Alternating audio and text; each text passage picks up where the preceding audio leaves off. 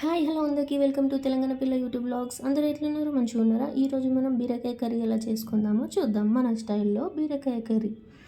ముందుగా stove on చేసి pan పెట్టి ఆయిల్ వేసుకోవాలి. ఒక 2 టేబుల్ స్పూన్స్ వరకు ఆయిల్ వేసుకోవాలి. తర్వాత కరివేపాకు కొంచెం వేసుకోవాలి.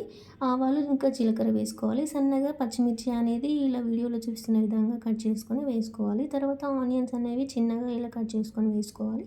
తర్వాత పచ్చిమిర్చి ఇంకా ఆనియన్స్ ఇలా ఫ్రై అవుతున్నప్పుడు మనం కొంచెం సాల్ట్ అనేది వేసుకోవాలి. సాల్ట్ వేసుకున్నట్టయితే ఇంకా పచ్చిమిర్చి మనకు ఆనియన్స్ అనేవి ఫాస్ట్గా ఫ్రై అయిపోతాయి. అవి మంచిగా కలపాలి. కలుపుకొని తర్వాత బీరకాయలు తీసుకోవాలి. బీరకాయలు తీసుకొని సన్నగా ఇలా కట్ చేసుకున్న బీరకాయలు మనం అందులో వేసేయాలి. బీరకాయలు అనేది ఎంత సన్నగా కట్ చేసుకుంటే అంత టేస్టీగా వస్తుంది మనకు కర్రీ అనేది.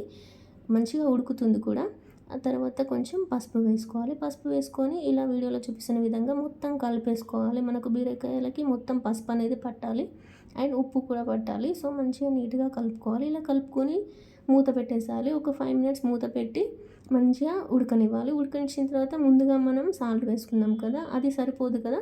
సో మనం ఇంకొంచెం సాల్ట్ వేసుకొని చూసుకోవాలి, మనకు సరిపోయిందా లేదా అనేది చూసుకొని మళ్ళీ ఒక 2 మినిట్స్ గ్యాప్ పెట్టామంటే మనకు మొత్తం ఇలా మగ్గిపోతుంది, ఉడుకుతుంది, ఆవిరిలోనే ఉడుకుతుంది. సో ఇక్కడ నేను అనేది వాటర్ అనేది వేయలేదనమాట. సో ఇలా మనకి మంచిగా ఉడికిపోతుంది. తర్వాత మనం కొంచెం మసాలా అనేది వేసుకోవాలి. మసాలా వేసుకొని ఇక దించుకోవాలి. అంతే, మనకు కర్రీ అనేది రెడీ అయిపోతుంది.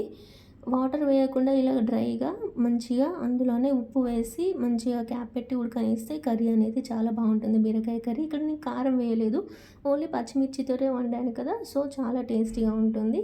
Thank you for watching this video. మీకు ఈ వీడియో నచ్చినట్టయితే లైక్ చేయండి, షేర్ చేయండి, సబ్స్క్రైబ్ చేసుకోండి. Thank you for watching this video. Bye bye.